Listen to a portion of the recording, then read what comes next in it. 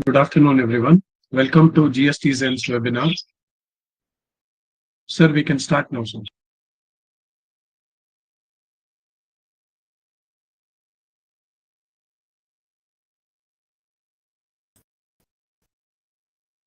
Hi, welcome and good afternoon. Thanks to GSTZen team for ongoingly doing and knowledge sharing sessions. My name is Venugopal. I'm a chartered accountant in practice, and I'm the speaker for today on the theory part. With me, our colleagues Manisha, Akhila would be guiding you on how to practically implement this.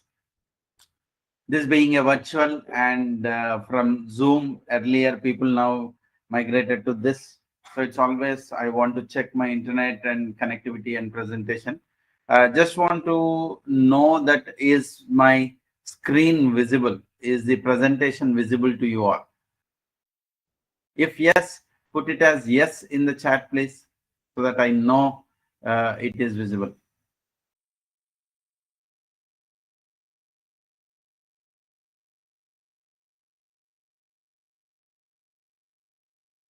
And in the chat box, you can just type as yes if the screen is visible and my audio is very clear to you. I can see thumbs up going. Someone can type as yes in the chat box, not in the Q&A section. I am seeing yes, yes, yes in the Q&A section, but please use Q&A to ask questions, chat box to chat with you. That's perfect. All right. Let's begin this session. And what we are going to discuss today is on the legal provisions of input service distributor. What's the procedure for distribution? Practical challenges that we have. Before we get in, let me introduce GSTZen. GSTZen is an ASP and GSP. We are an ASP and GSP. So what does that mean? We assist clients to download the data from the government portal, various GST reports, reconcile with the books of accounts, including your IMS, the latest one, file GST returns. That's a critical piece of it.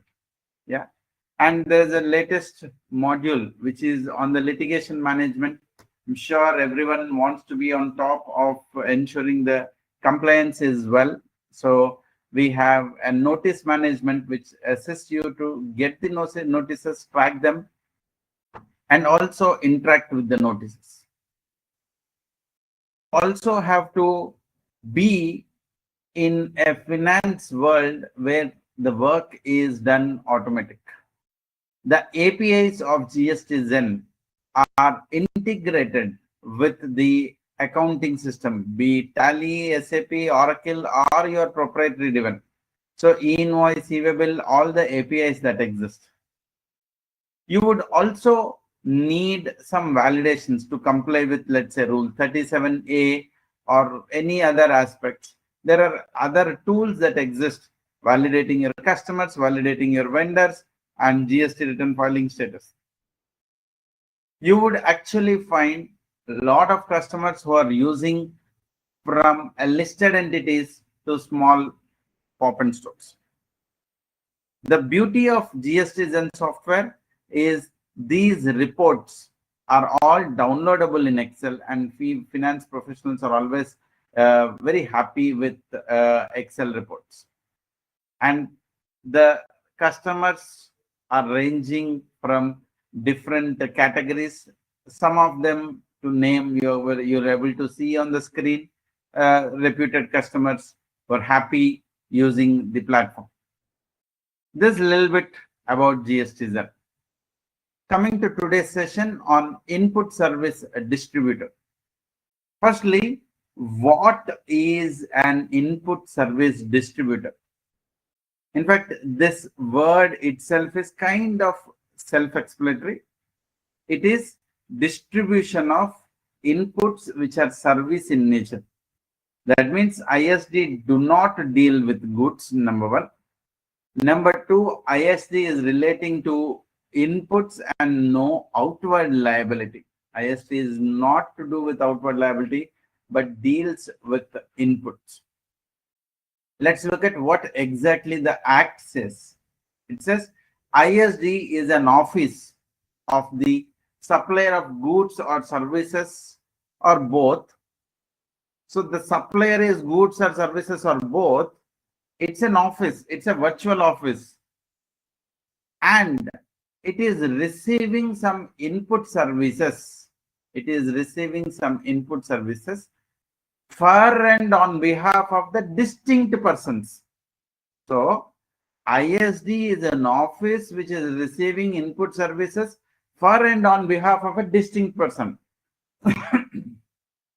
So the when would ISD arise? ISD would arise when you have 2 or more GST registration, and on behalf of all these 2 or more registration, if there are any procurements that are happening, the ISD would arise. At this point, it is very pertinent and important for us to know, is there any difference between cross charge and ISD? Firstly, the concept of cross charge is not defined in GST. What do you mean by cross charge? You are providing service to another and you are charging the another for the service that you have provided. You are charging them for the service that you have provided. Let's go back to Schedule 1, where if the goods are transferred between 2 distinct persons, in the erstwhile VAT regime, we used to have a form, move the goods from my own branch to another branch without paying GST. But after GST, it is, we have, though one nation, one tax under federal system, each state revenue needs to be protected.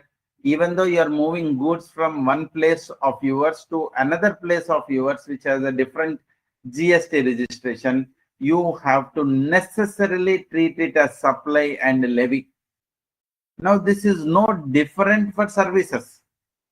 Please note, in Schedule 1, Entry 2 is not just for goods, it's actually not for services too.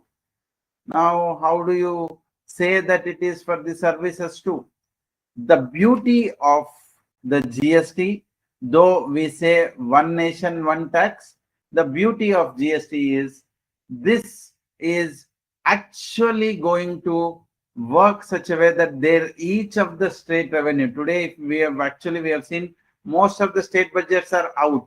If you see the state budgets, 90% of the revenues of the state is dependent on the money that allocation of the center receiving to the states, SGST revenue, and the allocation made by the center.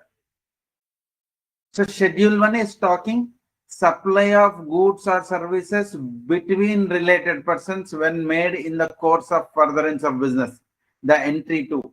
So Schedule 1 is not restricted to goods, it is both goods or services and or services. Now, if we say Schedule 1 is goods and or services, that means Section 7 is applicable as if 2 registered persons are separate entities. There is an office in Bangalore, and let's say the manufacturing unit is somewhere registered in Telangana. The head office is here in Bangalore. The manufacturing unit is in Telangana. When the goods are actually sold from Bangalore office, Telangana would levy GST. The goods are being purchased, procured, manufactured, and sold to its unit in Bangalore. So it's treated as a sale. You may ask that how can services would come in? Let me take my example. I have an office in Mumbai, and let's consider my Mumbai office is procuring some engagements towards audit, accounting, and other services. And I'm here in Bangalore, and my office is providing the back office support services to the Mumbai office. The entire work done is through the employees. However, the billing is directly done to the end customer from Mumbai office. That means there is a cross charge that necessarily would be applicable. So I shall be raising an invoice for the services I am providing to the Mumbai office. So the Mumbai office will also have a cost and profit. Karnataka office, Maharashtra is a profit and cost. Karnataka also have a profit and cost. That is the concept of cross charge. Now, if cross charge is there, then why is this ISD coming into picture? Now, before getting into understanding ISD, we have certain things to know about cross charge. I would bring your attention to section 15.1, which talks about valuation, and 15.4 when the transaction is between related party, read with rule 28. When you cannot get the open market value, you will go with cost plus 10%. We also have circular 199, which has given a relief kind clarification, saying that if you have not complied with the cross charge so far, it's okay. Whatever you have done is right. If you have not done, you have assumed the value as 0, that's also fine. It is right. Rule 28 sub rule 2 has been inserted for taking care of only to the extent of the corporate guarantee. There is no amendment done in any other aspect with regards to the billing to the related parties. Now, the circular 199 stated that if you are billing to a related party and even the value in the invoice is 0 and the other person gets input tax credit, that would be treated as the open market value. So fundamentally, what does this said? That if you have not complied anything so far, it's fine, but there has been a practice that's been going, that going forward, please implement ISD. And there has been amendment in the Finance Act 2024-25 about ISD. What is the issues that have come and what is the clarifications that has come in? Let us look at one by one. Is ISD mandatory? A first question, but we still didn't understand what is ISD. I have given the example that Maharashtra office has received the billing contract, work is executed by Karnataka, so there is a cross charge to be done. That means you are trying to balance the revenue and cost to each of the state. If that is the cross charge, where is the ISD? Let's now look at the scenario where the statutory audit of my company is happening. The statutory auditor has been appointed in the head office. However, the auditor has done the audit of the branch office across all the states. The services which is consumed by all the states. In this scenario, the head office cannot raise an invoice to the branch office saying that it has provided a statutory audit service.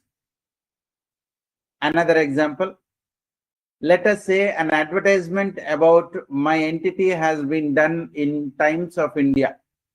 The benefit of this advertisement has been received by all the entities across India. So I cannot say the head office is done advertisement services. Third example, I have purchased an entity-wide license. A software has been purchased. This software, let's say Microsoft license has been purchased, or my AWS hosting is done. It is done at the head office, but the data and service is consumed by all the entities. Head office cannot say that it is doing data hosting or other services to the branches. In this scenario, going back to the definition is it is an office, virtual office, which is receiving goods or services, not goods, only the services on behalf of another. So in the examples which I have given, the head office has received services, but the benefit has gone to all. In that scenario, instead of a cross charge, we will consider the option of input service distribution. some of the clarifications that came from Circular 199, I would like to bring to your attention. Firstly, is ISD mandatory or optional?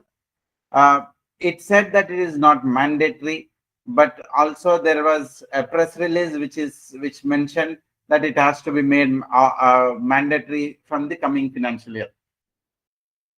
Can head office choose to issue tax invoice for common input services received from a third party? Yes, it can be done. There hasn't been any proper clarification, which actually today we have, that can I shift an activity of ISD to cross charge or cross charge to ISD? There is another argument which someone can say, let's take out that the statutory audit bill. Branch office doesn't need statutory audit. It is the head office which needs to comply with the provisions of the law. So head office has got it done, including on behalf of the branch office. So one can argue in any lines. I personally would like to keep it in a way saying that if you are providing the service as a principal to principal, do a cross charge. If you are consuming the services of a third person commonly by everyone, use ISD. This is a route I am going to mention. In case of a cross charge, it should be open market value. And if the open market value is not to be found, you can go to rule 30 or 31. However, for internally generated services where the recipient is fully eligible for ITC, even if it is nil, is also fine. Can the inclusion of employee cost to be done or not? Now, this is another debate. Employee is an employee of the entity and not particular state. So here, the again the circular is not clear. Hence, anyone can adopt anything. So, what are the open-ended questions that queries even after the circular came in? Valuation mechanism, it only said where recipient ITC is fully eligible. What if the ITC is not fully eligible? And how do we interpret that ITC is fully eligible? Is it qua certain activity or entity as a whole? What would be the consequences of the taxpayer who did not use any of the option, either cross charge or ITC? We talked about employee cost, but what about amortization, which is coming, interest cost that is coming? Should this be included in the cross charge? Even these are open-ended questions. Finally, where did we land? How do I choose ISD versus cross charge?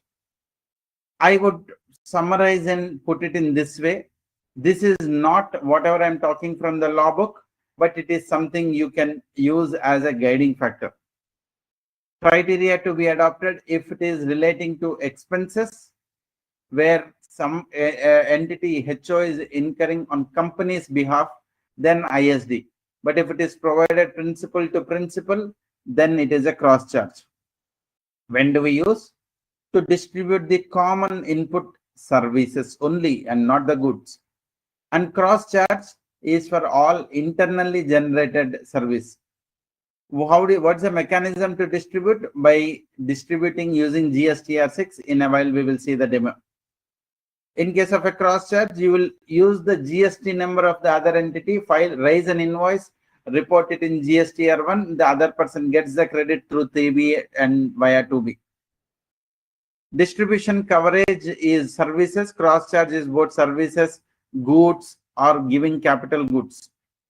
In terms of accounting treatment, there is no sales and purchase. It is only distribution of the credit. While in a cross charge, actual revenue is raised and incurred. Taxation perspective, there is no GST complaints both on outward and inward in ISD. It is only GST credit transfer. But in terms of cross charge, it is like any other entity. So to sum up, where are the instances where ISD would prevail over the cross charge? It is when there is a statutory audit bill, when there are legal consultancy, or there are services, advisory services received for multiple branches, including rent of a corporate office where the board and back-end HR admin sits. That can also be an ISD. Advertising and marketing campaigns is an ISD. Employee group insurance taken by the head shop in for the whole of the company is also ISD. If there are shared services, I have outsourced some of my activity like finance, HR, IT, everything in a shared thing. That's also ISD. Now, warehousing services provided by one branch to another is specifically has to be treated as cross charge. Software license or infra hosted at a central location, this would be ISD.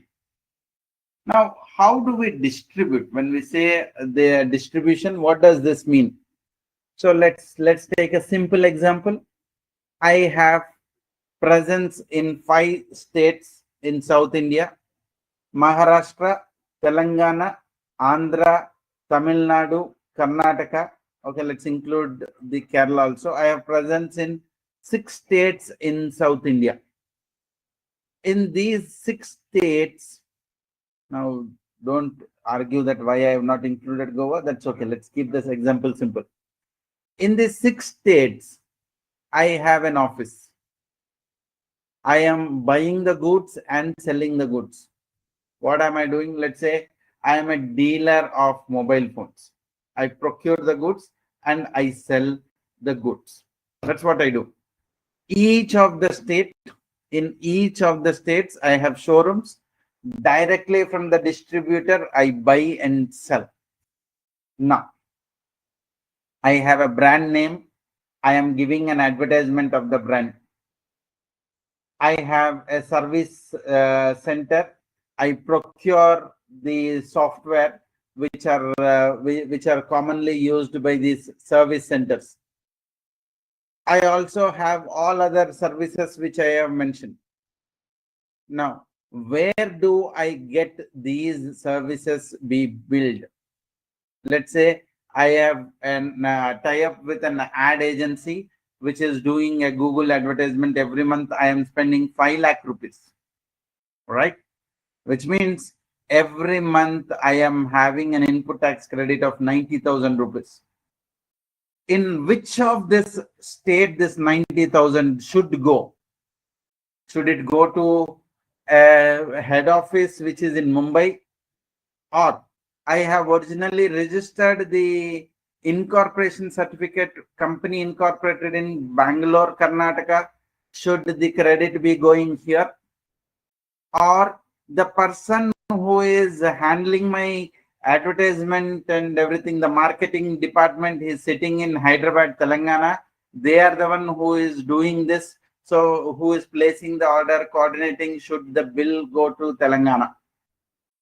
Who should take credit of this 90,000? Now you may say, distribute it equally. Now distributing to one is not justified. Distributing equally might not be justified. My Kerala unit is small. My sales of Kerala is only 5%. My Maharashtra unit is big. Sales of Maharashtra is 30%. So there should be a mechanism to distribute. Now, each state has every month CGST as GST liability. They're buying locally and selling locally. Now, how do I distribute the credits? Yeah, these are the questions people would have. Let's understand how the credit distribution happens. Firstly, we distribute only services, neither input goods nor capital goods. A CGST credit would be distributed as CGST or IGST. Likewise, SGST credit would be distributed as SGST or IGST, while IGST credit is distributed as IGST only. Now, what does this mean? So I will now create, I have 6 registrations so far.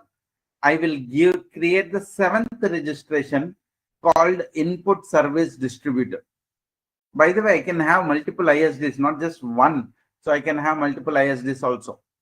Now this ISD, I will, let's say I have registered in the state of Telangana.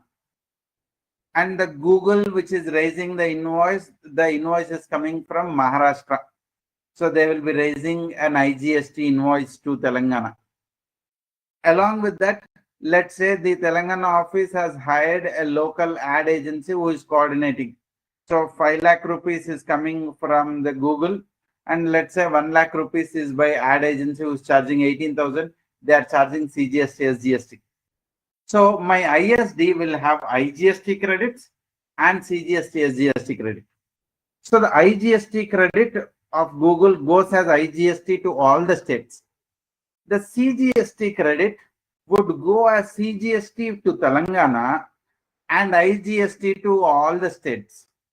Likewise, the SGST credit would go as SGST to Telangana and IGST to all other states. So that is how you have to distribute. So what are the conditions for distributing the credit? You should distribute the credits in the same month, and you cannot distribute more than what you have. If you have 100 rupees in pocket, if you're distributing to someone, you can only distribute 100 rupees. You cannot distribute more than 100.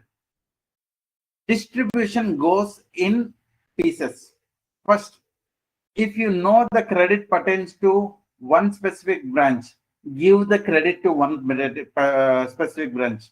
If you know the credit pertains to not one, let 3-4 branches, give the credit only those 3-4 branches. If you think that the credit pertains to all the branches, then distribute to all the branches. In what ratio? In the pro rata turnover of the previous quarter. So what the law says, allocate it in all the branches. Now let's say some of the branch has come this year, some of the branches there in the previous year. If all are there in the previous year, go as per previous year turnover. If some of the branches has come only now in this year, go as per the turnover of the previous quarter. Now you may say, sir, we are here in the month of March. I have opened a branch in February. Then don't distribute. Whatever the turnover of the branches in the previous quarter, it goes to that branches. That's how you will do. So I have divided into a step-by-step method. Now, first step that you have to do is you have to segregate the credits between eligible and ineligible. ISD has to distribute both the credits. Since it is going as a one line, the recipient will not know how much is eligible or ineligible. ISD would determine the credit, that insurance example which I have taken, corporate employees insurance, it is an ineligible credit. 17.5 subsection 2 permits, it says that it is ineligible, 17.5b. Now, the total credit as an ISD segregate eligible and ineligible. Both have to be distributed. How do we distribute? The first, allocate it to the known branch. You know one branch, allocate it to that branch. After allocating, whatever is the balance has to be further identified as 1 or 2 branches I specifically know, it has to go there. The balance further which is left should go to all the branches. On what basis? On the basis of the turnover. So the total ITC which is available for the month, let us say it as C, and the turnover recipient each quarter, previous quarter or previous year, you can say it as T1, and the aggregate turnover as T. So the segregation is C1 is equal to T1 by T into C. C2 is equal to T2 divided by T into C. So likewise you will be doing. Finally, your C, the common credit would be equal to C1 plus C2 plus C. So that's how the total credit. Now, it might appear simple, but it's not that simple. You have to do this calculation, IGST, CGST, SGST. So you have now found out how much is the credit to be gone. That credit to be gone, you have to segregate between IGST means it has to go as IGST, CGST or SGST. If it is within the same state, you will transfer it as CGST as SGST. If it is in another state, you would be transferring it as IGST credit. Now, is there any alternative to ISD? There, as I said, there is no hard and fast rule. I don't know whether cross charge prevails or this, but I would say substance, you look at the transaction. Now, if you have an ability to split the invoices at a source level, get the advertisement bill distributed to 5 and do it, complicated jugad you want to do it, you can do it. But best is get the invoice at HO level and do the ISD. That's how I would suggest. So what is that you should be get ready? So from 1st April, you have to have the ISD. So find which are the locations, which are all the areas where this ITC would be accrued. Take the ISD registration today itself. It has again its own time taking process. Identify the common services, communicate to the vendors that, okay, this is my new registration. Please raise invoice to the new registration. Ensure you have a good accounting system to do to-be reconciliation, because you can't lose the credit.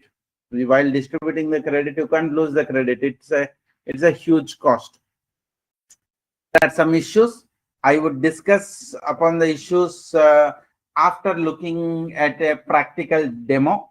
I would request Manisha to actually do a demo of the application, looking at how will we handle it.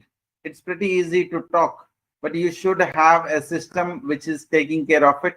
So I will hand over the session to Manisha. She would be taking control and showing us a demo as to how are we going to practically use it through a software. Yes, sir. Very good afternoon, everybody. So today I'll be demonstrating how you can file and do the RICO for GSTR 6 and 6A using GSTZen. So once you create an account and log into your GSTZen account, this will be the dashboard. Here you can see all the GST numbers, whatever you have added in your account. Here we have a tab in the middle of the screen that is add a new GSTN. So here you will provide your 15-digit GST number. It will automatically take the name of the taxpayer. And under this taxpayer type, you can choose the input service distributor to add the GSTN as ISD and hit this add GSTN tab. So once you do that, it will add the GST number in your dashboard.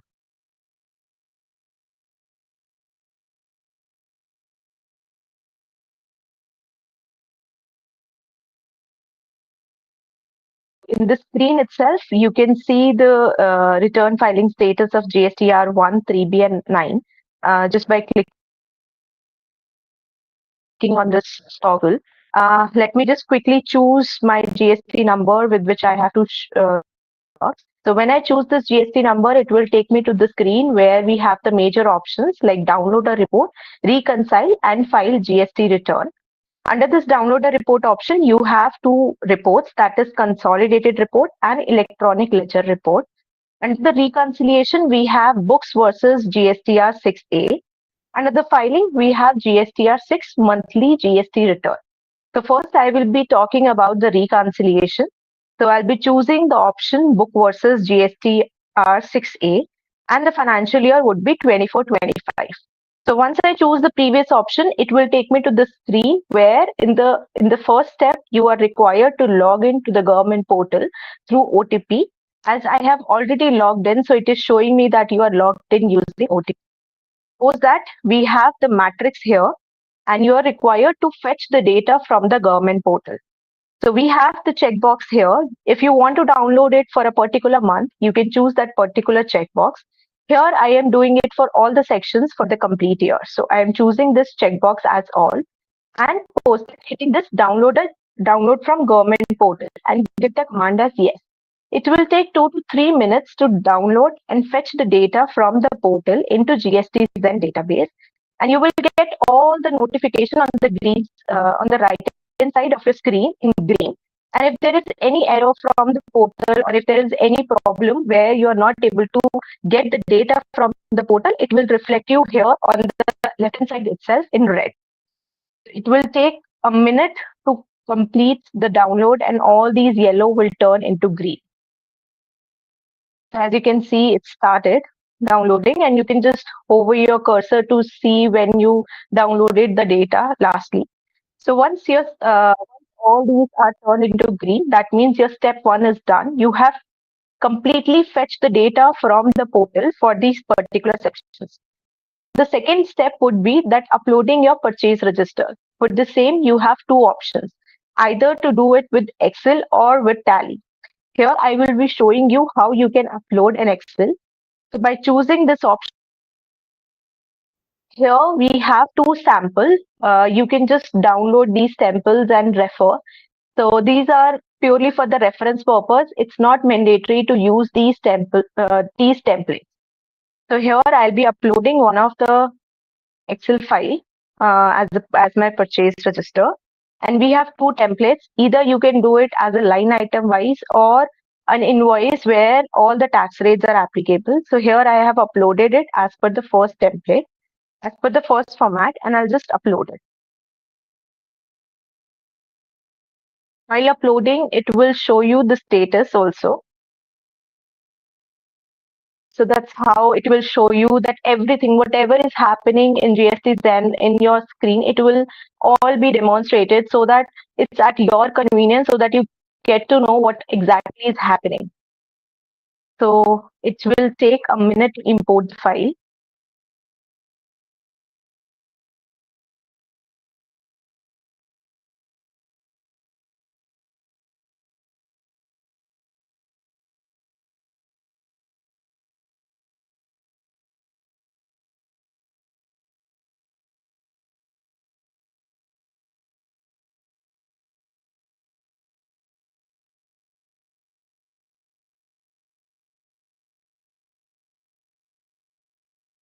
Once the file is uploaded, it will show me all the sheets whatsoever I have in my Excel. So I'll be using this PR to upload sheet. As I mentioned that it's not mandatory to use our provided templates. You can have your own template. It's just that if you're using your own template, you have to do the mapping. So here you have to click on the drop down. You will see all the columns of your Excel, and you just have to choose which particular column is there where you have provided the supplier GST. Similarly, also, you are not required to do this mapping every time whenever you are going to upload your own Excel. It's just that you will do this mapping one time, and if you're going to use the same template every time for this particular return or for this particular type of a purchase register, it will give the mapping automatically, and you just have to check whether all the required columns are mapped or not. So here it's completely mapped whatsoever I required, like the allocated GST number. So it's correctly mapped. I'll just click on this process file upload. So once the file is uploaded, it will give us a quick summary for our reference. We can quickly check the taxable amounts, CGST, SGST, and IGST amounts for our reference. And once we are satisfied with it, we can confirm and save the entries. It will give us an option to view the uploaded entries. So I'll just click on it. So once I click on it, click on that option, it will take me to the next screen, that is the purchase register, where you can see all your uploaded entries. And also here we have an option for search and filter, where you can apply multiple filters to search for a particular invoice or to have a data for a particular date range. So I'll just take you back to our reconciliation steps.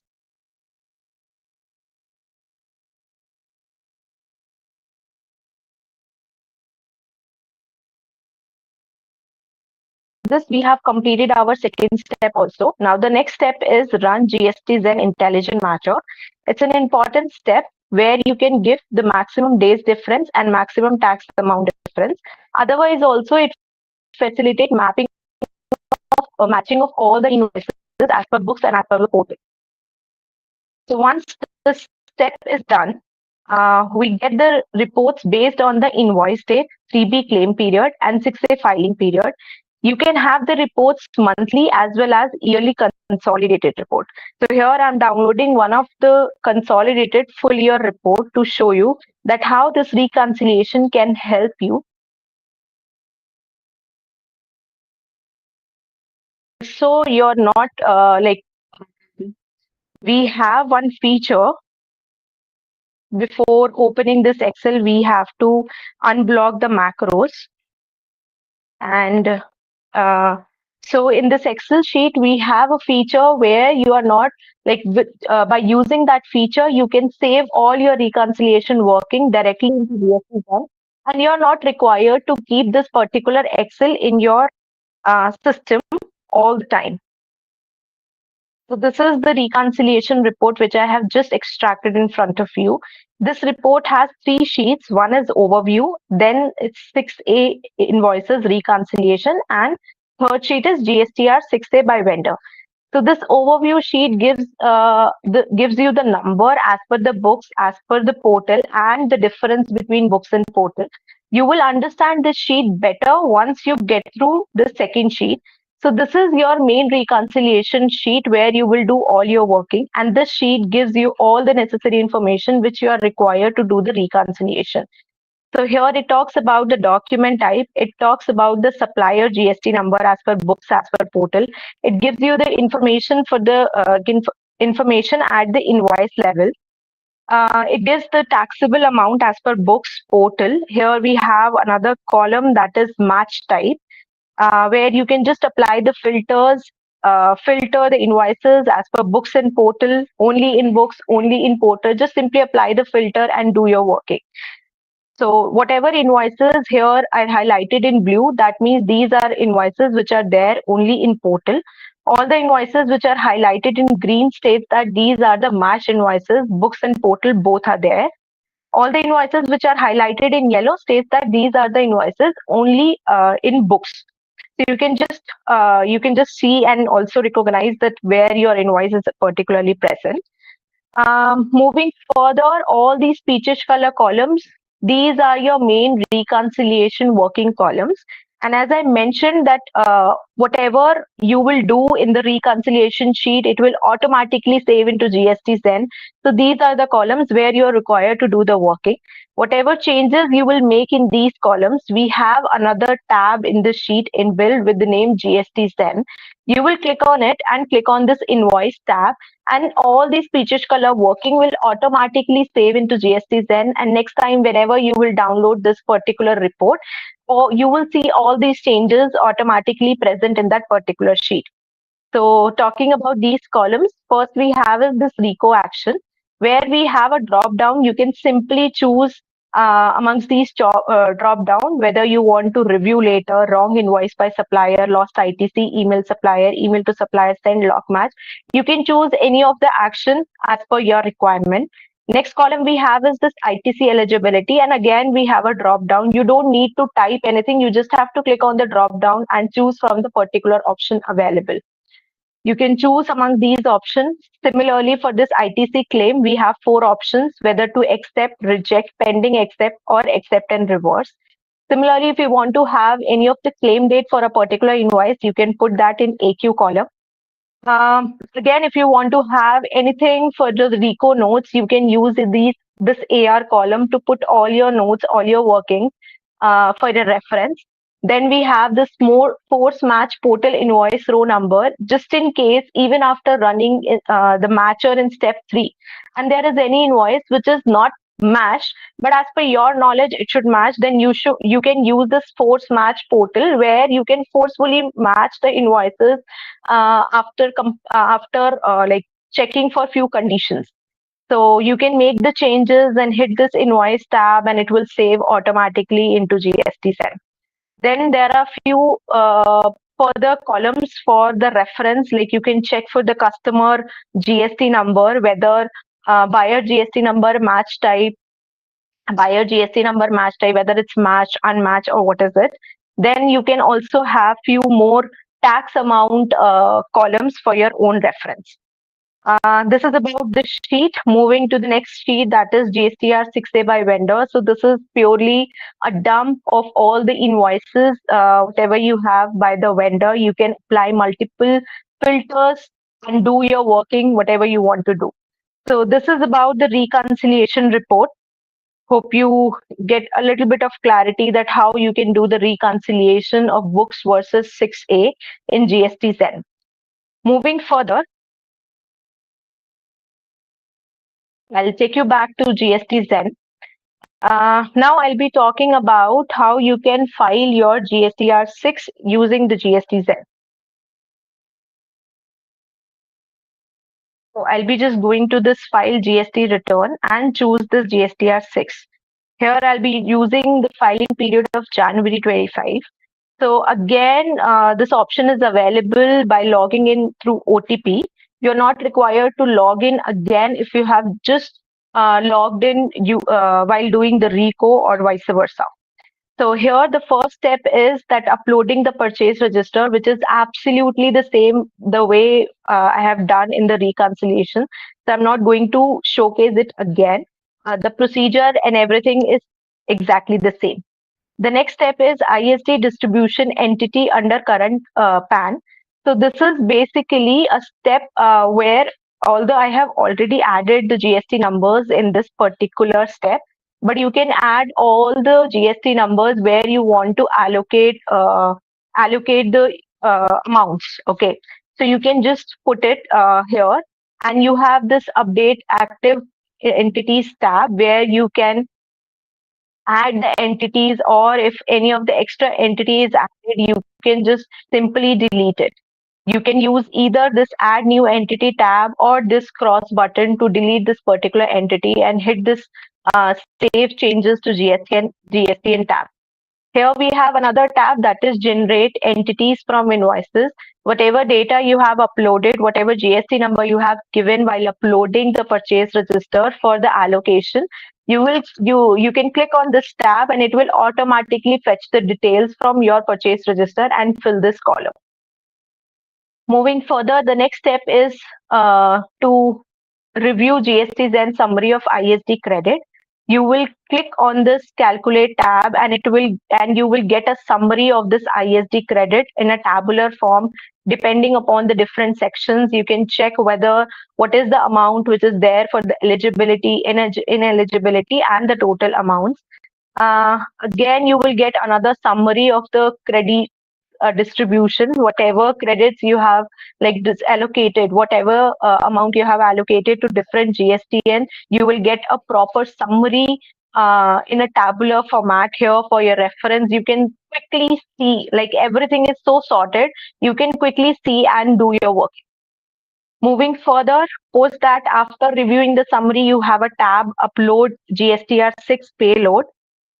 Once I click on it, it will take me to the screen where we are given this document number and document date for the allocation amongst the GSTN. These document number is like this is an autofill. You can change it as per your convenience. Like you can just simply change it. It's where it's bifurcated amongst the eligible and ineligible. You can just simply put any of the number as per your convenience and just hit this upload all changes and it will save the changes here. Let me take you back to the previous screen. After uploading, like after checking the document number and the document date for your allocation, you can simply upload the data to the portal by clicking on this upload tab. Here, once you get the status as completed, you can generate the summary. Post generation, you can see, you can review all the data, whatever is there on the portal for the filing purpose.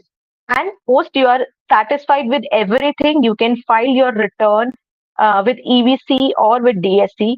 With these few quick steps, you can simply file your GSTR6 in no time. Also to mention about another option, like a pin which is there on your screen, that is save your working. Whatever working you will do for this particular filing, you can simply save all your documents under this attachment. And in future, you need to refer whatever working you have done for this. You can simply come on this screen particular month and check your attachment. So it will be there. You can save all your working here. So this is about the GSTR6 filing. Once you are done with the filing part, I'll just quickly take you through a document, download a report also. So here we have this consolidated report. And again, you need to choose the financial year or the year for which you want to download. The steps are quite simple, whatever we have done in the reconciliation, like the first step, that is fetching the data from the portal. You can simply click on the check boxes and download the data. And then you can have your 6A by vendor by downloading this Excel. Or if you want to have your GSTR 6A transaction level report, you can have it monthly as well as yearly consolidated. So hope I'm able to um, justify the steps and the procedure, whatever we have for this filing. If you have any query, you can ping us on the number what my team has shared with you in the chat. Over to you, sir. Thank you.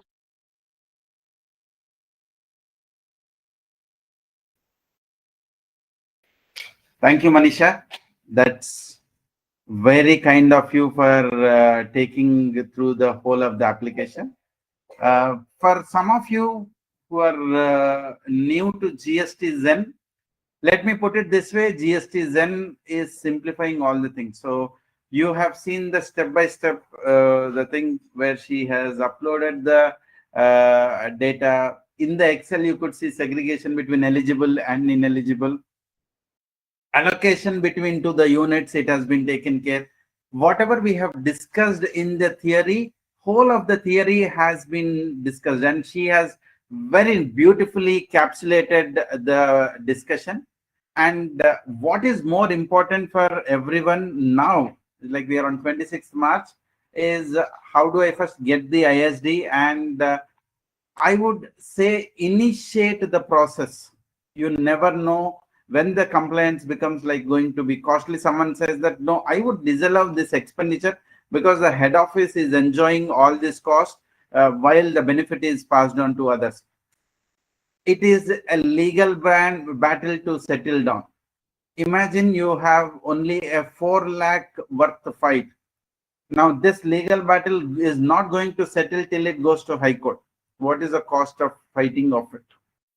It is, you better start allocating and start small. And as you go, as you get more clarity, you can add more into ISD bucket. It is just one more return that you are filing or adding to your kitty. And you saw how smooth it is, like using when you are using GSTZen, it is like handling it with a lot of ease. So if that is the requirement, saying that filing of ISD returns is only one requirement, and I need to identify common credits, intimate to the vendors, why wait for one day? You should start it. Yeah. Now let me go back to the presentation and pick up from where we left. We have left with some of the FAQs. Yeah. So if you have any questions, put these questions in the chat. And there were some questions which I have left for you. The questions that I have left for you is the applicability of 16.4. If ISD do not distribute the credit has come to ISD credit, ISD kitty, and it doesn't distribute the credit, what would happen? It would, even that would be a loss. So that's my view. Second, if one of the unit is an SEZ, while ideally SEZs are zero rated supply, in a normal case, if someone is providing a service to an SEZ, there wouldn't be any charge, and there is no working capital block. But I am now implementing ISD as a part of distribution. One of the credit is going to SEZ. What would I do with that credit? Well, SEZ can apply a refund for it, but you cannot drop SEZ in ignoring the allocation process. Now, if you are claiming the ITC through ISD route, which is otherwise restricted, what would happen? See, the obligation is casted on ISD to segregate eligible and ineligible credits. So you better make sure that the segregation is done at ISD level. Lastly, what about RCM? Even RCM credits have to be distributed, but ISD, if you have seen that presentation of Manisha, there is no mechanism to pay the taxes. So whenever there is an RCM liability, Like there is an advertisement, a lawyer services has been obtained, a legal opinion has been obtained, you think that it has to be treated as ISD. Another classic example, you have procured some Microsoft license, not from India, from globally, and you have imported the services which is commonly used. Again, you have to pay RCM. Now, these RCM payments have to be done by the head office, and it has to be transferred to the ISD. So head office pays the RCM in cash, raises an invoice to the ISD, like a third party is already raising the invoice, and then the ISD would make the distribution. So these issues are there, but it's just a start. Don't worry. As you file 2-3 returns, you will get used to it. You will get surpassed with it. Yeah. So with this, we have come to end of our presentation, and thank you firstly GSTZen team, and special thanks to Utkarsh and Vasishta in making whole of the coordination and putting up the presentation, and Akila for doing the PPT, and Sumant and Manisha creating a demo account for you and walking you through all the process. Yeah. We did take some of the FAQs, whatever you think were relevant, I have put it. If you have any questions, put it into the Q&A section. I will be taking that. We also have the GST update group. You can scan this QR code. You can always subscribe to our WhatsApp channel. We don't spam. We would only give you GST updates. And any support, you can reach to us, support@gstzen.in. With this, we have come to end of the session. Let me see if there are any questions in the Q&A box. You put your questions in the Q&A. Let me pick them for you. Okay. There's a question on, I have a new client who deals with a nutrition company that is an ISD. They provide me a monthly commission bill and I file GST around for those transactions.